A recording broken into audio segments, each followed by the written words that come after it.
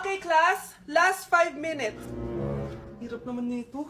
Be, ano sa gusto number 10? Huwag ka mong kopya sa akin, Samantha. Mapapagalitan tayo kay ma'am. Tamot mo naman. Ayaw mo akong pakopyahin, ha? Bilisan nyo, class. 1 minute na lang. Ma'am, nangongopya po si Scarlett sa akin, no? Apakasinungaling mo, Samantha. May nangongopya pala dito. Bagsak ka na sa akin, Scarlett. Apakasama talaga ng ugali mo, Samantha. Nay! O anak, anyari sa'yo? Binagsak ako ng teacher ko. Naniwala kasi siya kay Samantha na nangopya daw ako. Totoo ba yun, Scarlett? Hindi, Nay. Siya talaga yung nangopya sa akin. Walang hiya yan, ah. Humanda siya sa akin. Tara, anak.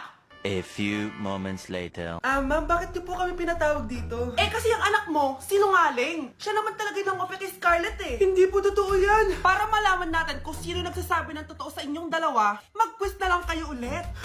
Patay ako nito. Humanda ka ng mapahiya, Samantha. Okay, time's up. Pass your papers. Scarlett, naka-perfect ka. Yes! Talino talaga ng anak ko. Samantha, wala kang tamang sagot. Ikaw talaga ang totoong nangungopya. Nakakahiya ka, Samantha. Humanda ka sa akin sa bahay. Tara! Huwag po,